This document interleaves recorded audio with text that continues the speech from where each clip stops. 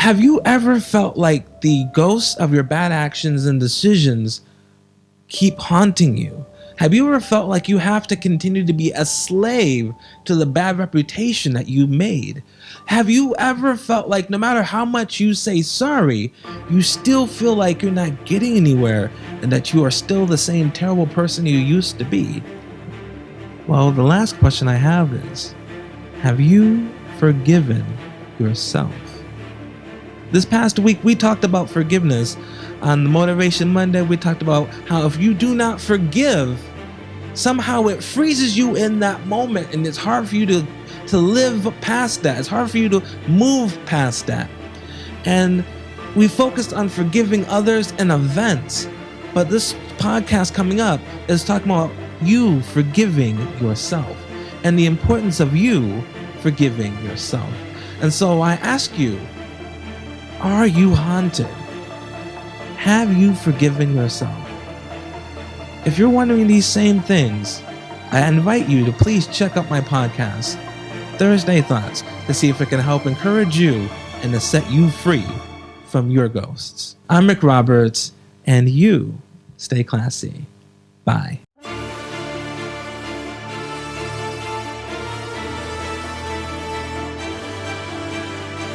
Hey peeps, I'm Rick Roberts, and this is Rick Roberts Life, the podcast where we talk about my faith, my thoughts, my life. And today is Thursday Thoughts, and my thought for you today is, have you forgiven yourself? Now, the reason why I bring this topic up today is because this whole week we've been looking at forgiveness. Over the weekend we looked at anger.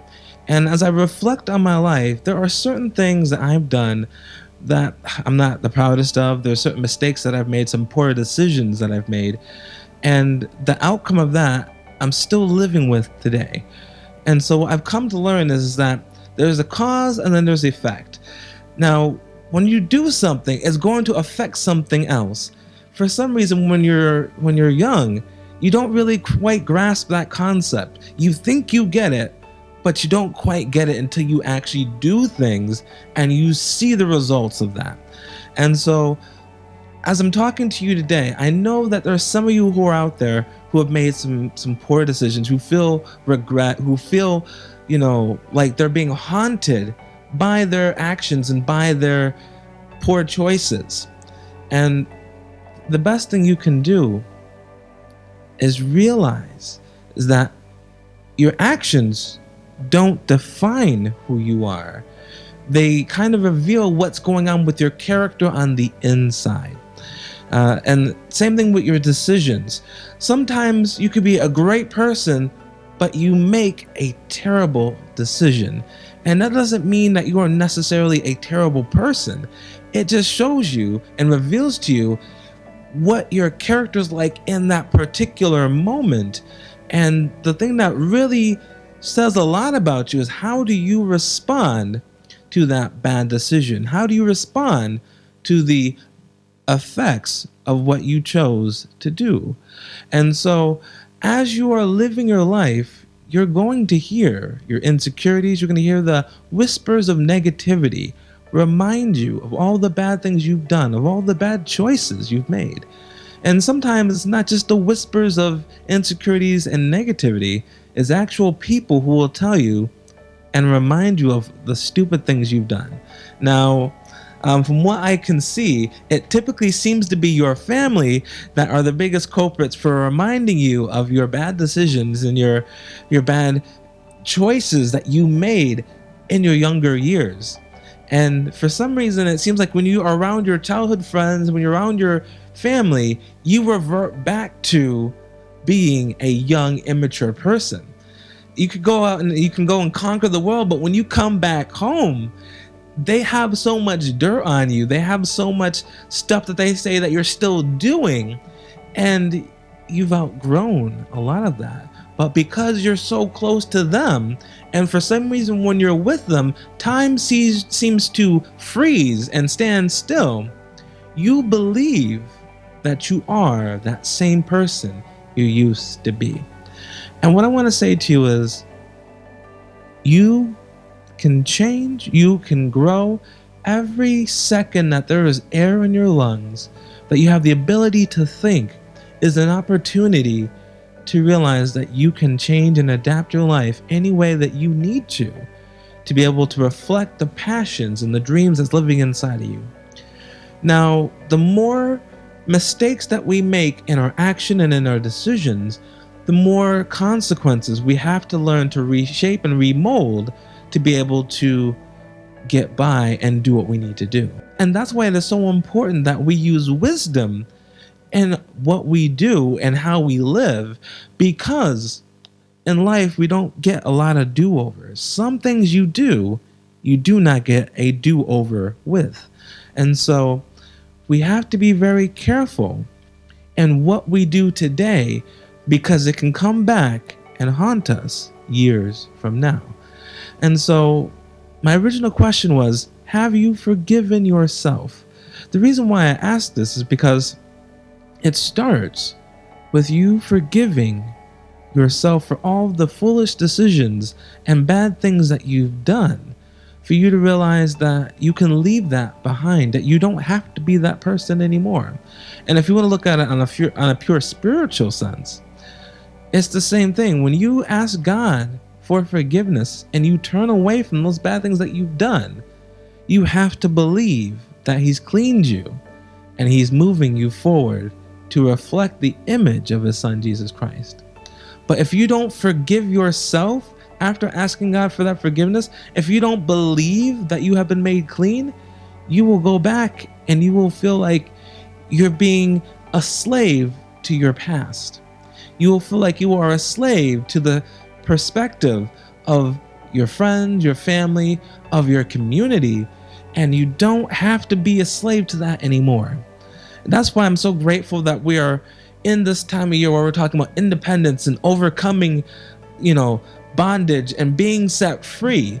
You can be set free by realizing that you are not who you used to be. And that can be a good thing. Sometimes we look at the fact that we're not who we used to be and we get sad about it. Oh, I used to do this and I used to do that, and now look at me, I'm not doing half the stuff I used to do. Let's focus on the positive. You used to do foolish things. You used to make bad decisions, but you're growing and you're maturing and you're learning from your mistakes, and you're realizing that you don't want that life anymore. Now, after we realize that we don't want that life anymore, we have to do the next big thing.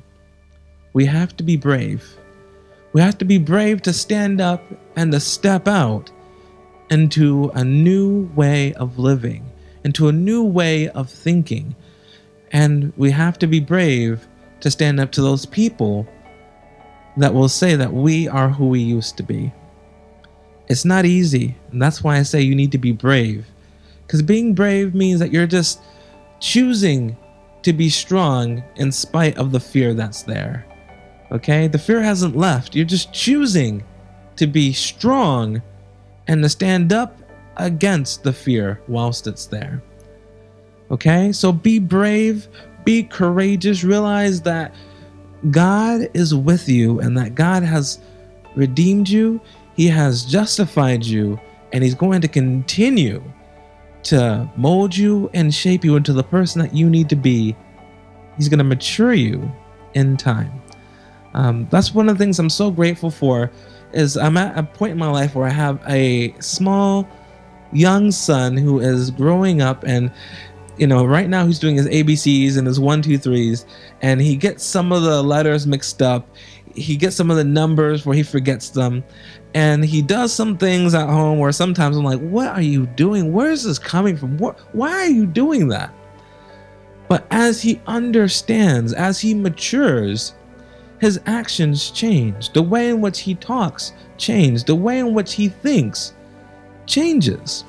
And that's the same thing with us. As we mature in our life, and as we mature in the passion, in the dreams that we have, the way in which we think, the way in which we talk, and the way in which we move will change.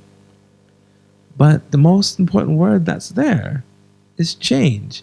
You can't continue to do the same thing that you've always done to get different results. If you want to be set free, you have to change the way in which you do things, change the way in which you think, change the way in which you live, change your belief system. Actually believe what you believe. You need to be ethical to your true self. Some people say you need to be authentic to your true self. When I say being ethical, when I say being authentic, it means when no one's watching, when you're in the dark by yourself, when you're in secret, how you live, how you think, how you behave, this all is working together to build up your true character that's going to get you to where you need to be in life. It's going to help you to get all the things that's coming to you, good, bad, and indifferent. And so that's why it is so important that you continue to hold up your values even when no one's looking. You need to hold up your values even though it seems like it's not getting you anywhere. You need to be true to yourself regardless. And as you continue to be true to yourself, whether you have people praising you or cursing you, you will realize that you are not the person you used to be, but you are a stronger, more mature person who is able to move forward and to reach your dreams regardless if the world's on your side or not. And I say this to you because it's time for us to grow, and it's time for us to be set free from our own guilt, from our own ghosts that seem to be haunting us. It's time for us to be set free of the bondage of our bad reputation. Now, for some of you, you may have to move. If you feel like you can go somewhere else to pursue your dream and to rid yourself of all this negativity, do what you gotta do. If it comes down to your family life, like your wife, your husband, your children, your kids, whatever, you need to do the work to be able to show them that you are not who you used to be. But most importantly, do the work for you to see that you're not who you used to be. And as you are true to yourself, they will come around. They will say, hey, he's not done that in a while. Sometimes they'll say, oh, well, you're still doing this, you're still doing that. And you can say, when's the last time I actually did that? When's the last time you saw me do that? When's the last time you heard me say this? That was what? 6 months ago? A year ago? 5 years ago? Because sometimes until people actually stop and are challenged, they don't really see the fact that you've grown. And it's the same thing with my son, Richie.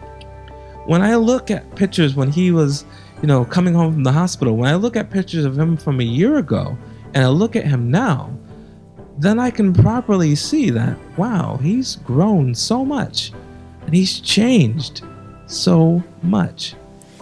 And that's the same thing when we show them and we ask them to truly look at us. They can see that, man, you really have changed. And you also can see that you really have changed. So please stop letting this thing hang over your head. Please stop feeling as though you're a failure, that you can't do anything right, that you're a terrible, disgusting person, because God has forgiven you. God loves you, and He wants to continue to bring you through the things that you need to get through so that way you can reach your destination. Okay? Have your head up high.